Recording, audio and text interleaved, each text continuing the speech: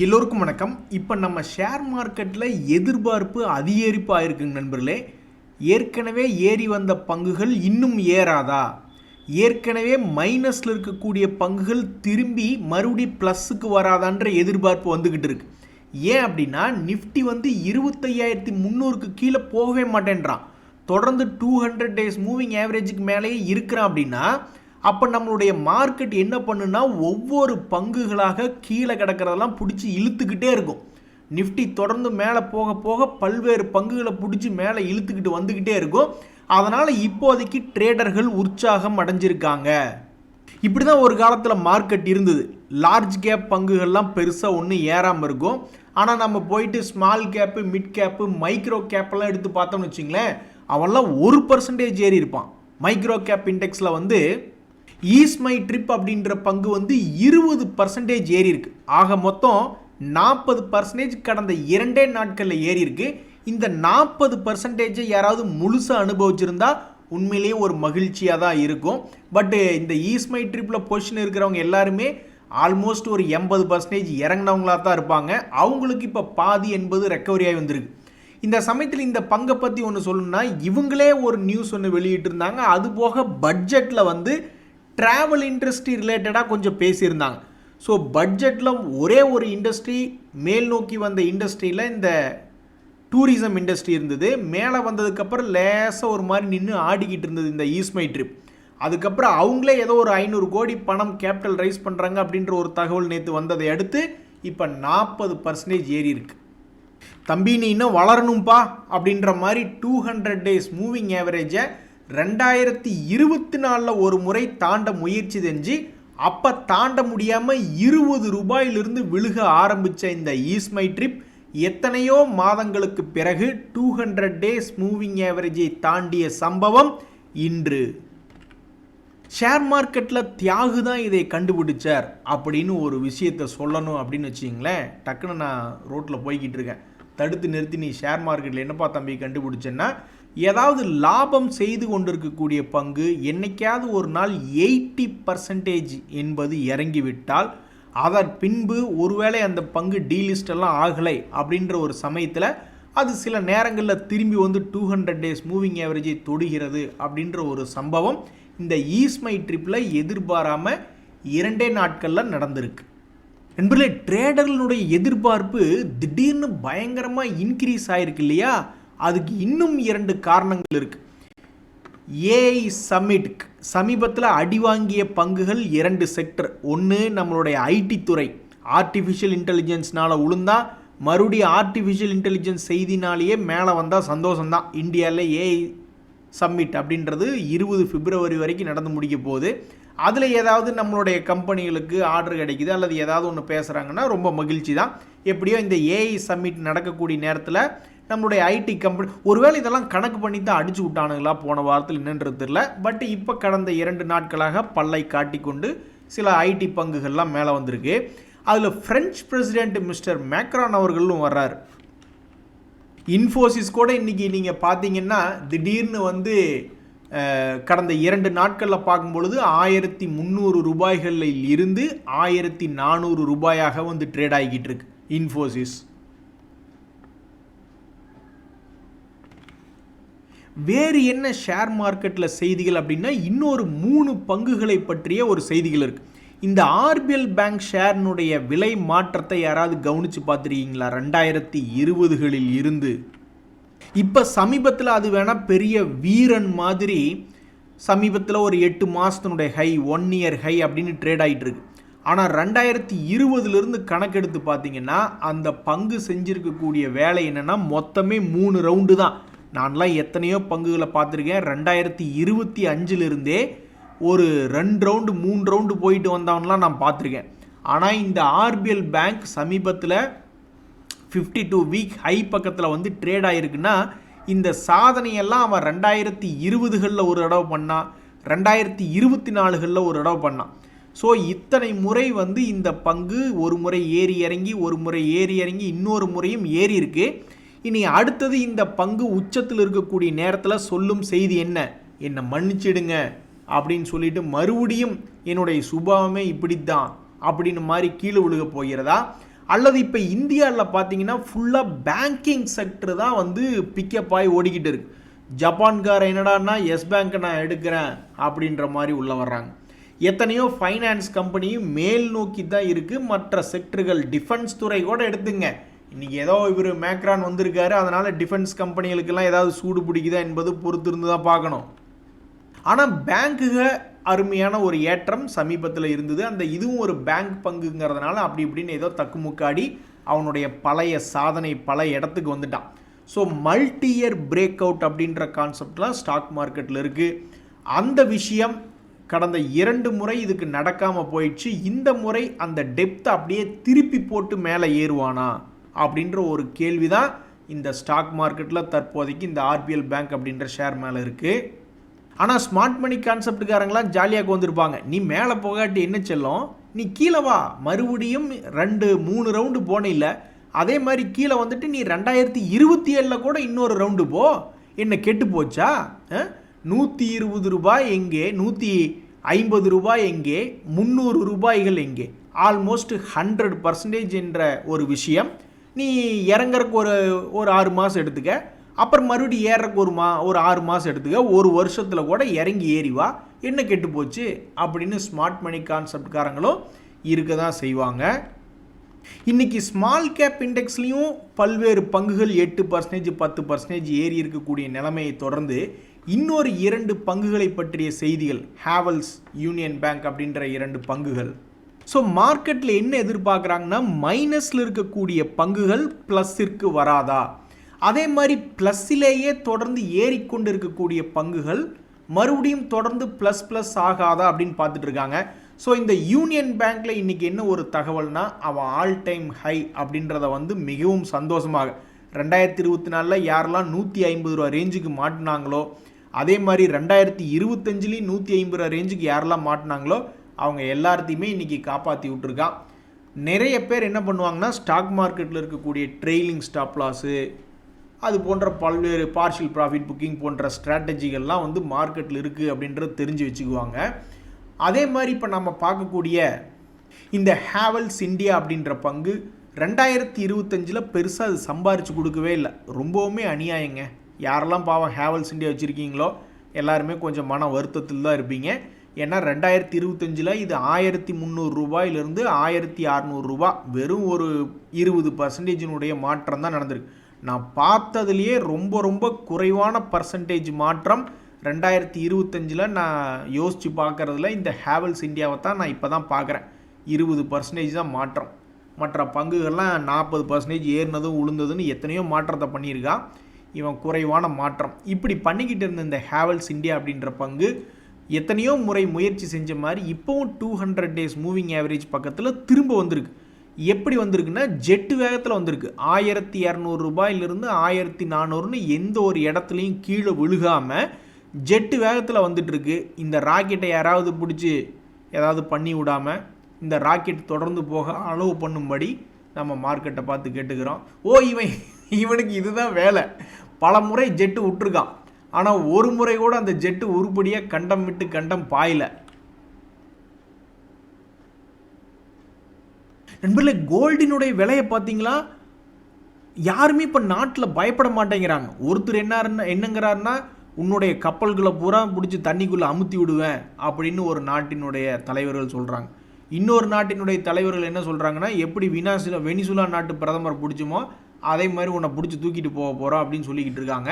So ஈரானை சுற்றி வார் பதட்டம் என்பது வருது. ட்ரம்ப் அவர்கள் ஏதாவது ஒன்று சொல்கிறாரு. இருந்தாலும் தங்கம் யாருமே பயந்துட்டு இப்போ தங்கத்தை ஏற்றி விட மாட்டேங்கிறாங்க. என்ன காரணம்னே தெரில. ஏன் பயப்பட மாட்டேங்கிறாங்கன்னு தெரில. குண்டு போட்டால் தான் நாங்கள் பயப்படுவோம் அப்படின்ட்டு இது ஏதாவது ஒரு குரூப் உட்காந்துட்டு இருக்கா என்னன்றது தெரில. ஸோ இப்போ மக்கள் என்ன எதிர்பார்க்குறாங்கன்னா, என்ன இப்போ எல்லாத்துக்கும் போர் அடிக்குது. தங்கத்தினுடைய விலையை வந்து டெய்லி காலை மதியம்னு 2 வேளை டிவியில் கேட்டுக்கிட்டு இருக்காங்களா? என்னடா ஒரே ரேட்டாக ஒரு மாதமாக சொல்லிக்கிட்டு இருக்கீங்க அப்படின்னு எல்லாத்துக்கும் இப்போ பொதுமக்களுக்கு போர் அடிக்குது. சரி பார்ப்போம், ஏதாவது அந்த ஈரானை சுற்றி இருக்கக்கூடிய கப்பல்களுக்கு ஏதாவது ஆகுதா, அல்லது ஈரான் நாட்டு மேலே ஏதாவது பண்ணுறாங்களா என்னன்றது இப்போ நம்மளுக்கு அப்டேட்ஸ் வரல. பட் ஈரானை சுற்றி பல வேறு போர்க்கருவிகளை கொண்டு வந்து நிறுத்தி இருக்கிறதாக தகவல்கள் வந்துக்கிட்டு தான் இருக்குது. ஆனால் கோல்டும் சரி க்ரூட் ஆயிலும் சரி பயப்பட்டு ஏற்ற மாட்டேங்கிறாங்க. என்னென்னு தெரில. ஈரான் வார் பற்றிய தகவல்கள் ரொம்ப மெதுவாக வந்து கொண்டிருக்கின்றன. சிறிய விலை பங்குகளாக இருந்தாலும் சரி, பெரிய விலை பங்குகளாக இருந்தாலும் சரி, சிறிய மார்க்கெட் கேபிட்டல் கொண்ட பங்காக இருந்தாலும் சரி, பெரிய மார்க்கெட் கேபிட்டல் கொண்ட பங்குகளாக இருந்தாலும் சரி, அவங்க ரைட்ஸ் இஷ்யூ அப்படின்னு இஷ்யூ பண்ணும்பொழுது அது ஒரு பெரிய தகவலாக தான் வருது. இந்த சாதனா நைட்ரோகெம் அப்படின்ற பங்கு வெறும் 183 கோடி கொண்ட ஒரு பங்கு தான் அவனுடைய மார்க்கெட் கேபிட்டலே. அந்த பங்கினுடைய லாபமாக நஷ்டமானா பெரிய நஷ்டம். 25 கோடி நஷ்டம் பண்ணி வச்சுருக்காங்க. ஒவ்வொரு குவார்ட்டர்லேயும் நஷ்டம் நஷ்டம் நஷ்டம். அதில் சேல்ஸும் போன தடவையெல்லாம் வெறும் 3 கோடிக்கு தான் சேல்ஸ் பண்ணியிருக்காங்க. இப்படி இருக்கக்கூடிய நிலைமையில் அது என்ன ரைட்ஸ் இஷ்யூ அப்படின்றது பார்த்தீங்கன்னா, என்ன செய்தி அப்படின்ற மாதிரி பார்த்தீங்கன்னா, அதனுடைய ரெக்கார்ட் டேட் 19 பிப்ரவரி அப்படின்றது அவங்க இஷ்யூ பண்ணக்கூடிய ரைட்ஸினுடைய ரெக்கார்ட் டேட் அப்படின்ற மாதிரி ஒரு தகவலை வெளியிட்டிருக்காங்க. நமக்கு தேவை ஒரு செய்தி. அந்த செய்தி வந்து நம்மளுக்கு ஏதாவது ஒன்று ரிமைண்ட் பண்ணணும். அந்த செக்டர் லீடர்களோ அல்லது இதே நியூஸை வெளியிட்ட பெரிய கம்பெனிகள் என்ன பண்ணிக்கிட்டு இருக்கு அப்படின்றதான். ஸோ இந்த சமீபத்தில் ரைட்ஸ் இஷ்யூ விட்ட பெரிய கம்பெனி அப்படின்னு பார்த்தா இந்த அதானி என்டர்பிரைசஸ்.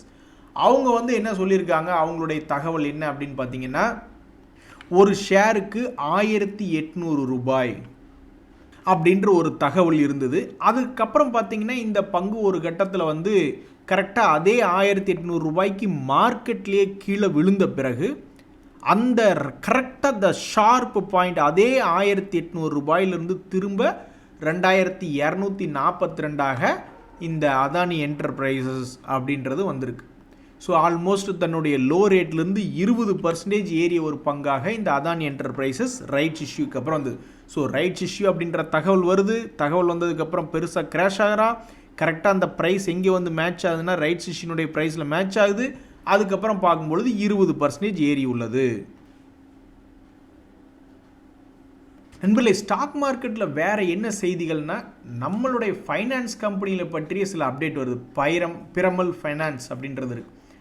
அதை வந்து S&P அப்படின்ற ரேட்டிங் வந்து என்ன ரேட்டிங் ஏஜென்சி என்ன சொல்கிறாங்கன்னா, அப்கிரேட் பண்ணியிருக்காங்க. அவங்களுடைய ரேட்டிங்கை வந்து அப்கிரேட் பண்ணியிருக்கோம் அப்படின்ற மாதிரி சொல்கிறாங்க. நம்மளுக்கு தேவை இந்த மாதிரி நம்ம நாட்டை பற்றியோ நம்ம நாட்டில் உள்ள சில கம்பெனிகளை பற்றியோ பாசிட்டிவாக எல்லா பக்கம் பேசிக்கிட்டே இருக்கணும். அப்போ தான் நம்மளுக்கு நல்லது. 2021 2022 இப்படி தான் எல்லாம் பாசிட்டிவாக பேசினாங்க. ஃபாரினர்ஸ்லாம் கொண்டு வந்து பணத்தை போட்டுக்கிட்டு இருந்தாங்க. என்ன சொல்லி போட்டாங்கன்னா, ஏசியாலேயே நீங்கள் தாங்க சூப்பரு அப்படின்ற மாதிரி போட்டுக்கிட்டு இருந்தாங்க. அப்புறம் அவங்களே தான் வந்து ஏசியாவில் நீங்கள் ரொம்ப வேல்யூவேஷன் அதிகமாக இருக்கீங்கன்னு சொல்லி நம்ம நாட்டை விற்றுட்டு போய் சைனாலையும் ஹாங்காங்லேயும் ஜப்பான்லேயும் வாங்கி அந்த நாட்டினுடைய ஷேர் மார்க்கெட்லாம் இப்போ உச்சத்தில் இருக்குது. என்றைக்கு அந்த நாடுகள்லாம் கும்பான்னு சொல்லி விற்க போகிறாங்கன்னு தெரில. அப்போ தான் நம்மளுக்கு பணம் வந்து சேரும். இந்த NBCC இந்தியாலையுமே வந்து ஆர்டர் கிடச்சிருக்கு அப்படின்ற ஒரு தகவல் ஒன்று பார்த்துக்கிட்டு இருந்தேன். இப்படி இருக்கும் பொழுது அந்த NBCC இந்தியா அப்படின்ற பங்கு போன வருஷத்தினுடைய ஆகஸ்ட் மாதம் லோ பக்கத்தில் வந்து ட்ரேட் ஆகிட்டுருக்கு. ஏதாவது ஒரு வகையில் பிக்கப் ஆகாதா, எங்களுக்கு வாழ்க்கையில் ஒரு ஒளிவட்டம் வராதா அப்படின்னு பல பேர் பார்த்துட்ருக்காங்க. NBCC இந்தியா போன வருஷத்தில் 2 அற்புதமான வேலைகள் பண்ணியிருக்கான். ஒன்று, ஒரு தடவை 70 to 120 ரூபா வரைக்கும் போனவன் அதுக்கப்புறம் அந்த ரவுண்டை கம்ப்ளீட் பண்ணல.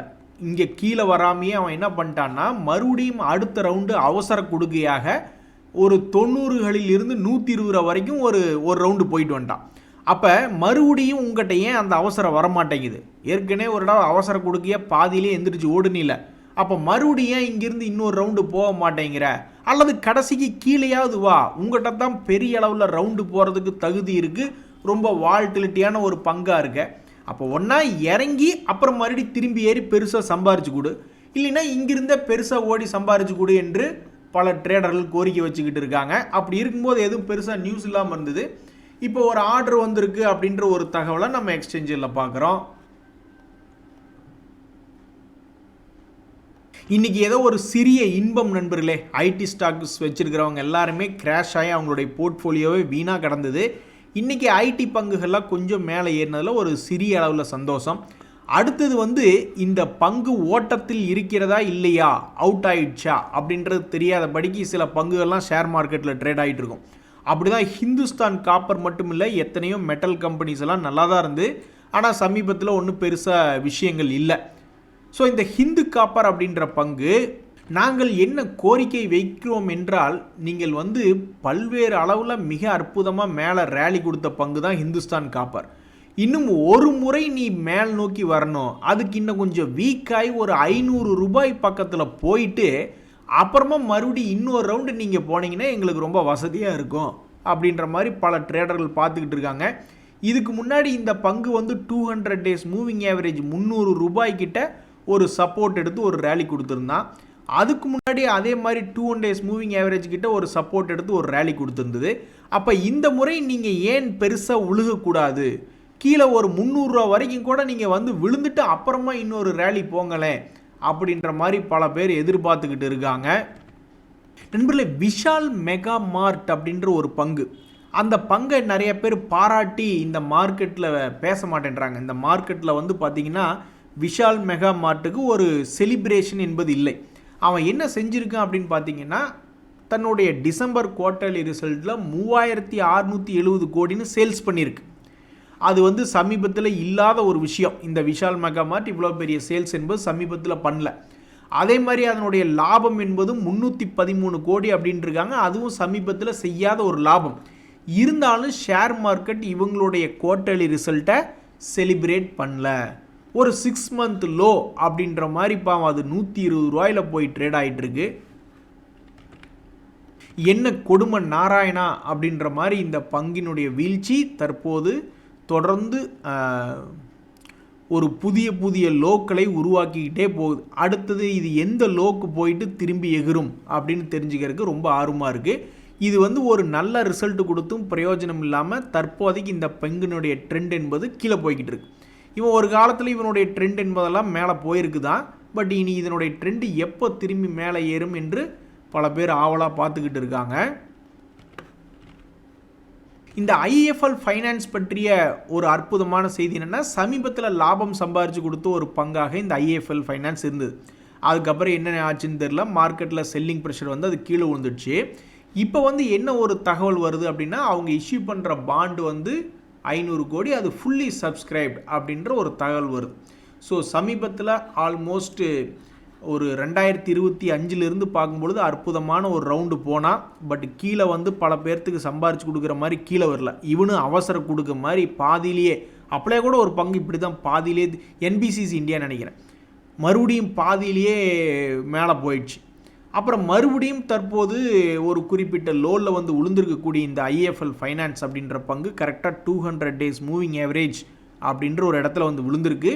இப்போ வந்து என்ன ஒரு செய்தி வெளிவந்திருக்கு அப்படின்னா, 500 கோடிக்கு உண்டான அவங்களுடைய பாண்ட் இஷ்யூ பண்ணும்பொழுது ஃபுல்லி சப்ஸ்கிரைப்ட் அப்படின்ற ஒரு தகவல் வந்திருக்கு.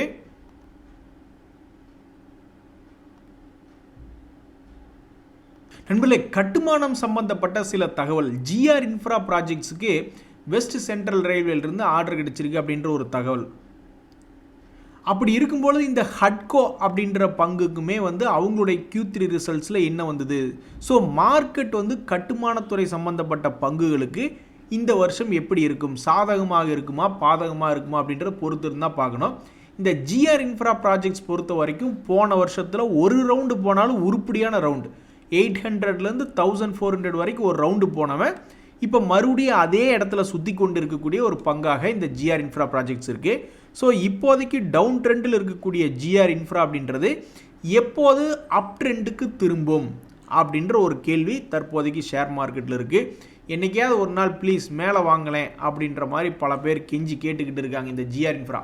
இப்படி இருக்கக்கூடிய ஜிஆர் இன்ஃப்ரா சமீபத்தில் வந்த குவார்ட்டர்லி ரிசல்ட்ஸ் அப்படின்ற விஷயத்தில் பார்க்கும் பொழுது அது 259 கோடி, போன குவார்ட்டரை விட லாபம் அதிகமாக தான் பண்ணியிருக்கு அப்படின்ற ஒரு தகவல்.